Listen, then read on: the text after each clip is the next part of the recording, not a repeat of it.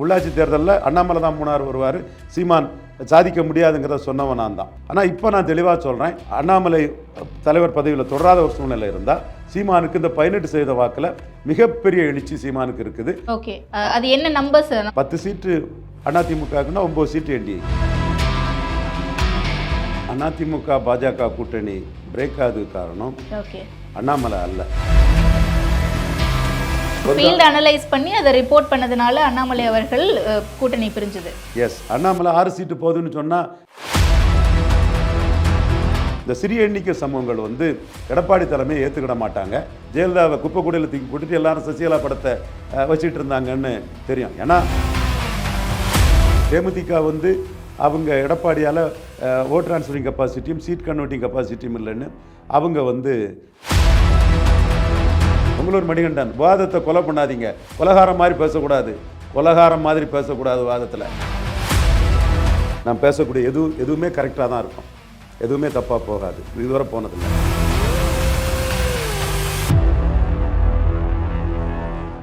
Summer holidays வந்தாச்சு, நம்ம GT ஹாலிடேஸும் வந்தாச்சு. GT holidays, south India's number 1 travel brand. முதுகு வலியா, மூட்டு வலியா, கை கால் நீட்ட மடக்க இயலாமையா? அறுவை சிகிச்சை இல்லா குணம். டாக்டர் ஸ்ரீவர்மாஸ் PCR மகாராஜா தைலம். வணக்கம் சார். வணக்கம் அபர்ணா. அண்ணாமலை அவர்களை தமிழக பாஜக தலைமையிலிருந்து மாற்ற போறாங்க அப்படின்ற செய்தி பரவலாக பார்த்துக்கிட்டு இருக்கோம் கடந்த 2 நாட்களாகவே. உங்களுடைய பார்வை என்ன சார்? உண்மையாவே அண்ணாமலை மாற்றப்படுகிறாரா? அது தமிழக பாஜகவுக்கு மிகப்பெரிய செட்பேக்காக இருக்கும். ஏன்னா 3.7% இருந்த தமிழக பாஜகவை சுமார் 9% கொண்டு வந்தது அண்ணாமலை தான். நான் கரெக்டாக தான் பேசுகிறேன். தாமரையில் 11.4 எடுத்தார். ஐயா பாரிவேந்தர், ஐயா ஏசி சண்முகம், அண்ணன் ஜான் பாண்டியன், நண்பர் தேவநாதன் யாதவ், இவங்க வாக்கெல்லாம் கழித்து பார்த்துட்டா சுமார் 9% தாமரைக்கு பாஜக கேண்டிடேட்ஸ் வருது. சீமான் 8.25% எடுத்தார். சீமான் பணம் செலவழிக்காமல் அவர் எடுத்தாருங்கிறது உண்மை. பட் டேட்டா படி ஒரு 3/4% அண்ணாமலை அதிகம் கொண்டு வந்துட்டாருன்னா அது அண்ணாமலையை பொறுத்தவரை ஒரு சாதனை. சீமானை நான் குறைச்சி மதிப்பிடலை, அண்ணாமலையை பொறுத்தவரை அது சாதனை தான். ஏன்னா இதற்கு முன்னாடி ஆர்கே நகரில் சீமான்கிட்ட ராஜா, இலகணேசன்ஜி, பொன் ராதாகிருஷ்ணன், தமிழிசை, வானதி சீனிவாசன் எல்லாருமே தோற்று போனாங்க. ஜெயலலிதா இறந்ததும் இந்துத்துவாவா தமிழ் தேசியமாங்கிறதுல அந்த இடத்துல தமிழ் தேசியம் சீமான் எமர்ஜ் ஆனார். அதற்கு பிறகு தனிச்சு போட்டியில் 2019 பாஜகவோட தமிழ் தேசியம் அதிக வாக்கெடுத்தது. அப்புறம் 2021 பாஜகவோட தமிழ் தேசியம் 6.8%, சுமார் 2 மடங்குக்கு மேலே ஓட்டு எடுத்துட்டாங்க. ஆனால் 4 சீட்டு கூட்டணி அரசியலில் பாஜக கிடச்சிது. சீட்டை பெருசாக நினைக்கிறவங்க அதை பெருசாக பேசிக்கலாம். நான் ஓட்டை பெருசாக நினைக்கிறேன். 6.8ங்கிறது 2.7 விட நியர்லி ஒரு 3 மடங்கு கிட்ட, 2 மடங்குக்கு மேலே 3 மடங்கு கிட்ட அதிகம் சீமான் எடுத்திருந்தார். அந்த நாம் தமிழரை நகர்ப்புற உள்ளாட்சியில் அண்ணாமலை 5% வாக்கெடுத்து 3வது இடம் வந்தார். நான் அண்ணாமலை 5% வாக்கெடுப்பார், 3வது இடம் வருவார்.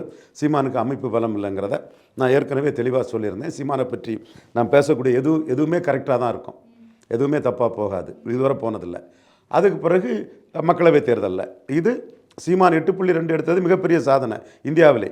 என்றாலும் அண்ணாமலை 9% நெருங்கினார்னா 8.2ஓட 9 அதிகம்தான். அண்ணாமலைக்கு ஸ்டார் கேண்டிடேட் இருந்தாங்க, மத்திய அரசு பணபலம் இருந்தது, பிரைம் மினிஸ்டர் கேண்டிடேட் இருந்தது எல்லாமே. ஆனால் 3 முறை தமிழ் தேசியத்துக்கிட்ட மோசமாக பின்னடைவை சந்தித்த பாஜக இந்துத்துவா அண்ணாமலையால் ஜஸ்ட்டு மேலே கொண்டு வர முடிஞ்சது. இப்போ அண்ணாமலை அந்த பொறுப்பிலிருந்து நீக்கப்பட்டால் சீமானுக்கு மிகப்பெரிய எழுச்சியாக இருக்கும். ஓகே, ஏற்கனவே சீமான் அதில் எமர்ஜ் ஆகிட்டார். ஈரோடு கிழக்கில் அண்ணாமலையால் கேண்டிடேட் விட முடியாத அளவுக்கு நம்ம தமிழிசையை ஆர்கே நகரில் காலி பண்ணி சீமானுக்கு கீழே போனாங்கள்ல, அதே மாதிரி ஈரோடு கிழக்குலேயும் என்டிஏ கேண்டிடேட் விடாதது சீமானுக்கு பெரிய பூஸ்ட். இது அரசியலை நுணுக்கமாக மைக்ரோவாக பார்க்குற என் போன்றவங்களுக்கு தெரியும். இந்த பூஸ்ட்டு தான் சீமான் கமலஹாசன் தினகரனை ஏறி போகிறதுக்கு காரணம். இதுவே ஒரு பின்னடைவு தான். இப்போ அண்ணாமலை இல்லாட்டா சீமான் 2024 12%க்கு போயிருப்பார். அந்த 12%ம் அண்ணாமலையோட உழைப்பால், அண்ணாமலையோட ஹீரோயிசத்தால், அண்ணாமலையோட லீடர் இமேஜால், அண்ணாமலை ஆளுங்கட்சிக்கு எதிராக அரசியல் பண்ணதுனால கிடைச்ச ஒரு அதிகப்படியான வாக்கு.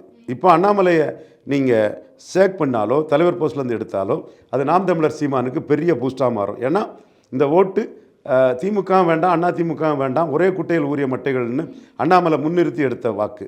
அவர் ஒரு பெருந்தலைவர் காமராஜர் இறக்கும்போது 35-40% மக்கள் ஆதரவு பெற்ற ஒரு தலைவர். அந்த குடும்பங்களின் வாரிசுகள் தான் திமுக வேண்டாம், அண்ணா திமுக வேண்டான்னு இருக்கிறாங்க. அப்படி திமுக வேண்டாம், அண்ணா திமுக வேண்டான்னு இருக்கக்கூடிய வாக்கில் தான் சீமான் மக்களவை தேர்தலில் மிக கஷ்டப்பட்டு ஒரு 8.2% எடுத்தார்.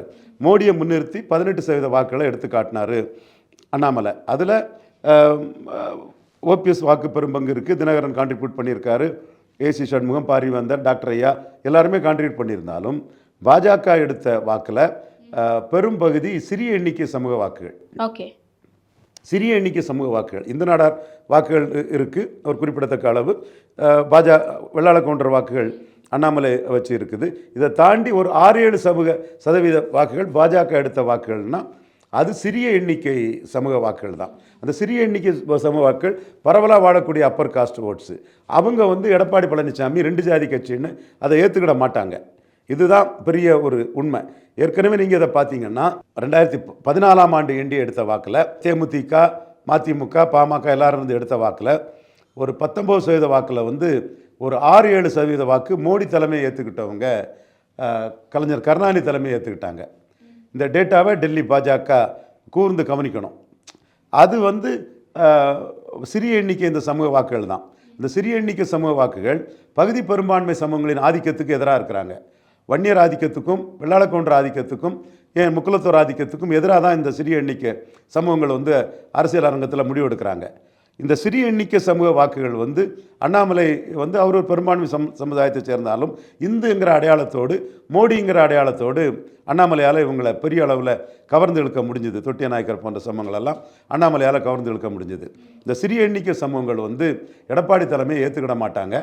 அவங்க எடப்பாடி தலைமைக்காக அண்ணாமலையை அவங்க காவு கொடுத்தா இந்த வாக்குகளெல்லாம் சீமான் தலைமைக்கு பெரிய அளவுக்கு போகும். இன்னும் சொல்லப்போனால் 2016 கலைஞர் தலைமைக்கு போன மாதிரி முக ஸ்டாலின் தலைமைக்கும் ஒரு குறிப்பிடத்தக்க அளவு போகும். இது நான் களத்தில் இருந்து தெளிவாக மைக்ரோவாக சொல்கிறேன். சில வித வன்மம், காழ்ப்புணர்ச்சி காரணமாட்டு ஒரு சிலர் பேசுகிற மாதிரி நான் பேசலை. தரவுகளோட டேட்டாவோட தான் நான் சொல்கிறேன். உள்ளாட்சி தேர்தலில் அண்ணாமலை தான் 3ஆவது வருவார், சீமான் சாதிக்க முடியாதுங்கிறத சொன்னவன் நான் தான். அதே இதில் 2024 மக்களவையில் சீமானா அண்ணாமலைங்கிறத நான் கமிட் பண்ணலை.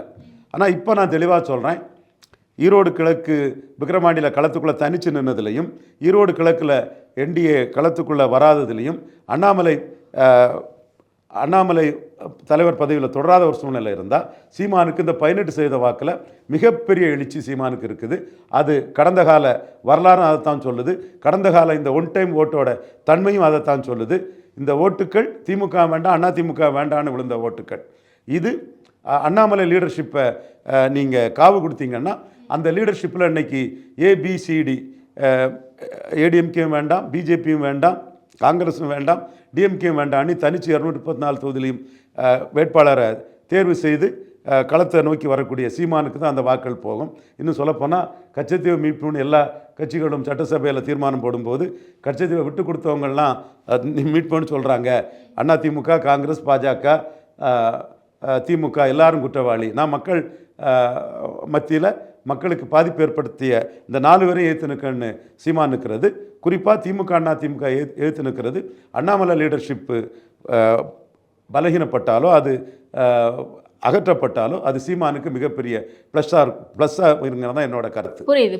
அண்ணாமலை லீடர்ஷிப் அகற்றப்பட்டால் தான் சீமான் அவர்களுக்கு கண்டிப்பாக. பட் அகற்றப்படுவாரா அப்படின்ற ஒரு கேள்வியே கடந்த 2 நாட்கள்ல நீண்டுகிட்டே இருக்குல்ல. மாற்றம் படுவாரா நிஜமாவே? இந்த 2 நாளில் அண்ணாமலை மீது மக்கள் மத்தியில் பெரிய சிம்பதி வந்துட்டு, இது அவரோட எதிரிகளும் நியாய உணர்வுள்ளவங்க அவரை சிம்பதைஸ் பண்ணுறாங்க. என்னங்க அவர் இல்லைன்னா அந்த கட்சி எப்படிங்க தெரியும்? ஊருக்கு 10 பேர் பாஜகன்னு தெரியுதுன்னா எனக்கு அண்ணாமலை தான்னு திமுக அமைச்சர்களே நியாய உணர்வு உள்ளவங்களே பேசுகிறாங்க. ஸோ அந்த அளவுக்கு அண்ணாமலைக்கு ஒரு சிம்பதி வந்திருக்குது. தலைமை என்ன முடிவு எடுக்க போகிறாங்கங்கிறத பொறுத்திருந்து பார்க்கணும்.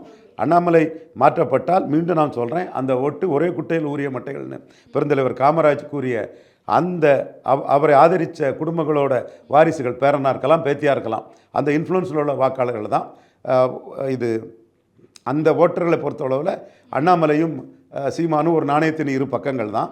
அண்ணாமலையும் ஒரு பெருந்தலைவர் காமராஜ் ஆதரித்த ஒரு தேசிய குடும்பத்திலேருந்து வந்தவர் தான். சீமான் தமிழ் தேசியன், வேலுப்பிள்ளை பிரபாகரன் அவர் முன்னெடுத்து ஒரு வளர்ச்சியை திராவிடத்துக்கு எதிராக தமிழ் தேசியன் அவர் சொன்னாலும் கூட அவரும் காமராஜ் தொண்டர், சிவாஜி ரசிகராக இருந்து தான் தன்னோட அரசியலை சின்ன வயதில் ஆரம்பித்தவர். ஸோ இந்த வாக்காளர்கள் திமுக அண்ண வேண்டாம், அண்ணா திமுக வேண்டாம் வாக்காளர்கள் அண்ணாமலை பலகீனப்பட்டால் அது சீமானுக்கு தான் பலத்தை கொடுக்கும். சமீபத்தில் இபிஎஸ் அவர்கள் போய் டெல்லியில் அமித்ஷா அவர்களை மீட் பண்ணிட்டு வராரு. அதன் பிறகு உள்துறை அமைச்சர் ஒரு ட்வீட் ஒன்று போடுறாரு, 2026 தமிழகத்தில் என்டிஏ ஆட்சி அமைக்கும் அப்படின்னு சொல்லிட்டு. அப்போ இபிஎஸ் தரப்புலேருந்து ஒரு டிமாண்ட் வைக்கப்பட்டதா, அண்ணாமலை அவர்களை மாற்றணும் அப்படின்ற ஒரு கேள்விகள்லாம் தொடர்ந்து எழுதுகிட்டே இருக்குல்ல, அங்கே என்னதான் சார் நடந்துச்சு இந்த மீட்டிங்கில்? அதாவது அதிமுக பாஜக கூட்டணி பிரேக் ஆகுது காரணம் அண்ணாமலை அல்ல. ஒருவேளை அண்ணாமலை கூட எடுக்கலாம். ஆனால் ரியல் பிரேக்கிங் காரணம் மெட்டீரியல் பெனிஃபிட், லாப நஷ்ட கணக்கு தான். 5% உள்ளாட்சி இடத்த அண்ணாமலை கேட்டார். எடப்பாடி பழனிசாமி 2% தான் கொடுப்பானார். ரெட்டை தலைமையில் ஒருத்தராக இருந்த ஐயா ஓபிஎஸ் 5 கொடுக்கலாம், பாஜக வளர்ந்துருக்குனார்.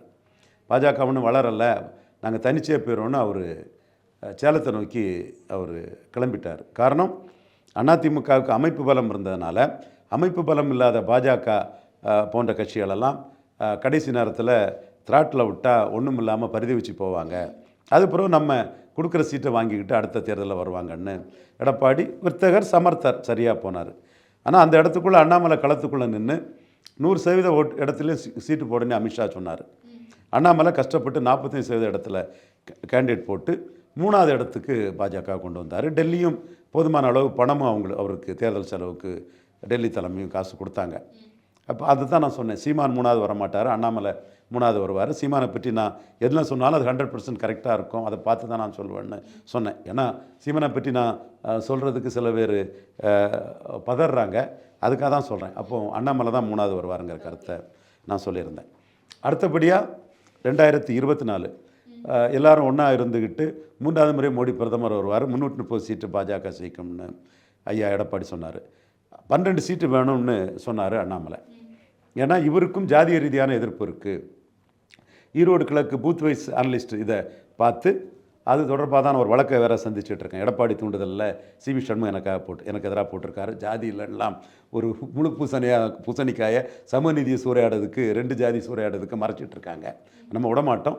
அதான் இந்த பெரியார் வழியில் அதை பெருச்சாலையை வாழை பிடிச்சி அடிக்கிற மாதிரி அடித்து தூக்கி எறிவோம், அது வேறு விஷயம். நாராயணகுரு வழி, நம்ம வழி நாராயணகுரு வழி. அந்த பூத் வைஸ் அனலிசிஸ் என்னென்னா, நாயுடு, செங்குந்தர், பறையர், அருந்ததியர் இந்த சமூகங்கள் அடர்த்தியாக வாழக்கூடிய பூத்தில் ஏடிஎம்கே ரெட்டையில் 12% வாக்கில் தான் எடுத்தது.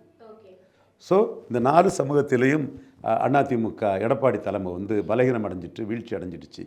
இவருக்கு ஜாதிய ரீதியாட்டு எதிர்ப்பு இருக்குங்கிற இந்த ரிப்போர்ட்டை அண்ணாமலை கொடுத்தாரு.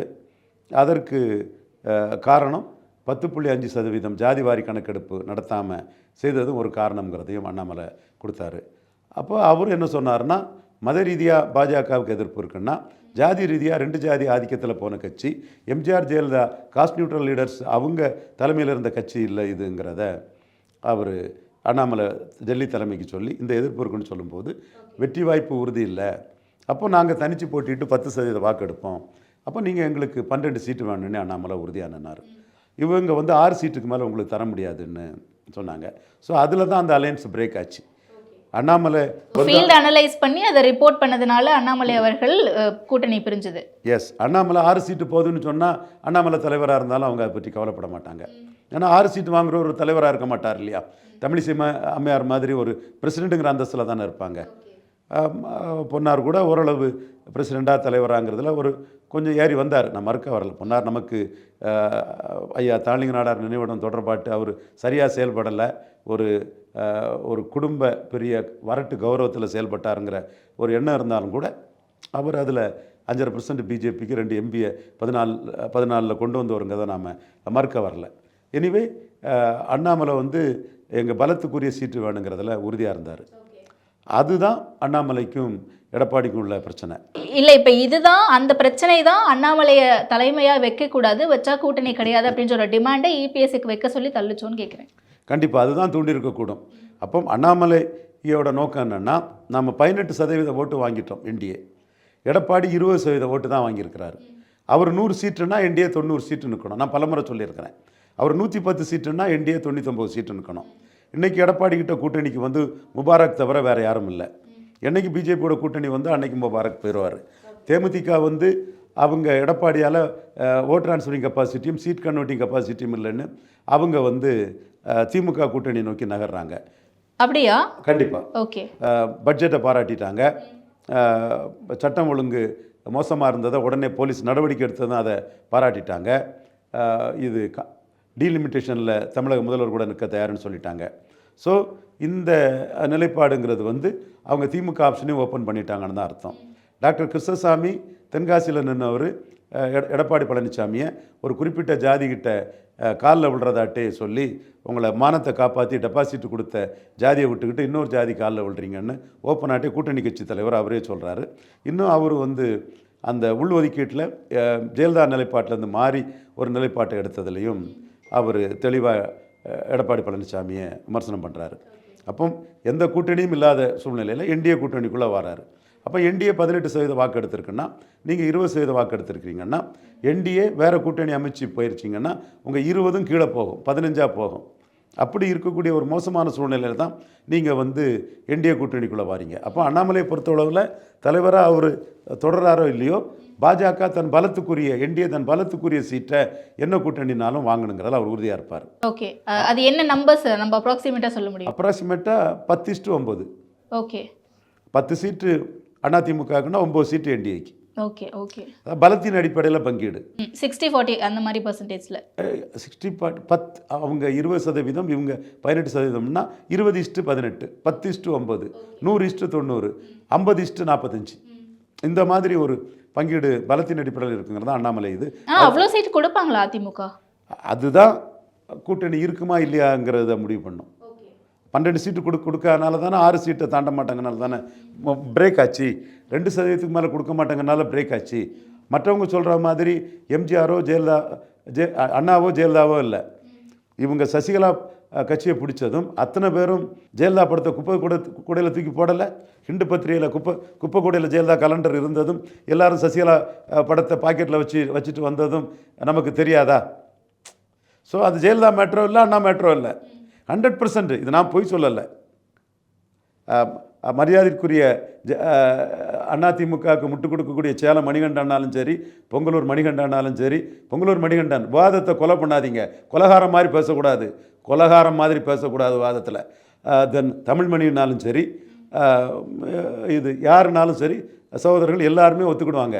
ஜெயலலிதாவை குப்பை கூடையில் தூக்கி போட்டுட்டு எல்லாரும் சசிகலா படத்தை வச்சுட்டு இருந்தாங்கன்னு தெரியும். ஏன்னா இவங்கெல்லாம் சசிகலாவுக்கு 7 கட்ட 8 கட்ட அடியாட்கள் காலை தேடி இருக்கும்போது நம்ம சசிகலா வீழ்த்துவோன்னு சொல்லி உறுதியாக நின்னுங்கிறதுக்காக தான் இதை சொல்கிறேன். ஸோ அந்த ஜெயலலிதா பாசமோ அண்ணா பாசமோ இல்லை, சீட் தகராறு தான் அங்கே காரணம். மெட்டீரியல் பொலிட்டிக்கல் கெயின் தான் அங்கே காரணம். ஓகே. ஓகே. பட் இந்த பாஜகவினர் உணர்ந்துட்டாங்களா? மத்தியில் இருக்கக்கூடிய பாஜக தலைமை இங்கே அண்ணாமலைக்கு இருக்கக்கூடிய ஒரு பவர், அந்த ஃபேஸ் டைம், அந்த ஒரு வாக்கு சதவீதம் எல்லாத்தையுமே ஒருவேளை சீமான் அவர்களை விட பாஜக மேலே இருக்குங்க தமிழகத்தில் அப்படின்னும் போது அதை உணர்ந்துருந்தாங்கன்னா மாற்ற மாட்டாங்களா அண்ணாமலையை? அதை உணர செய்யக்கூடிய வேலை தான் நடக்குது. அந்த சீமான் வந்து பாஜகவோட பலத்தை ஈரோடு கிழக்கிலே மிஞ்சிட்டார். ஈரோடு கிழக்கில் என்டிஏ உள்ள வராததிலே சீமான் எழும்பிட்டார். சீமானுக்கு 16%ங்கிறது ஒரு அசாத்திய ஓட்டு. அந்த ஓட்டை வந்து அவர் பழனி பாபாவும் தமிழர், பாரதியாரும் தமிழர்னு சொல்லி தான் எடுத்தார். பழனி பாபாவை முன்னிறுத்தி தான் எடுத்தார். அதில் அவர் காம்ப்ரமைஸ் பண்ணலை. அதே மாதிரி கொடநாடு கொலையை பற்றி பேசி தான் எடுத்தார். பொங்கலூர் மணிகண்டன் விவாதத்தை கொலை பண்ணுறீங்களே, கொடநாடு கொலையை பற்றி பேசி தான் சீமான் அந்த ஓட்டை எடுத்தார். புரியுதுங்களா? ஸோ இது தூத்துக்குடி துப்பாக்கி சூடை பற்றி பேசி தான் அதை எடுத்தார். அதே மாதிரி அதிமுக ஊழல் அமைச்சர்கள் ஏன் கைது இல்லைன்னு சொல்லி தான் அதை எடுத்தார். ஸோ அவர் வந்து திமுகவும் வேண்டாம், அதிமுகவும் வேண்டாம், பாஜகவும் வேண்டாம், காங்கிரஸும் வேண்டாம்னு சொல்லி தான் அந்த 16% வாக்கு எடுத்தாருன்னா, மீண்டும் அதே நிலைப்பாட்டில் நிற்கும்போது அதிமுகவோட அணி சேர்ந்தால் பாஜக வாக்குகள் மிகப்பெரிய அளவு சீமானை நோக்கி நகரும். சம்மர் ஹாலிடேஸ் வந்தாச்சு, நம்ம ஜிடி ஹாலிடேஸும் வந்தாச்சு. GT holidays, south India's #1 travel brand.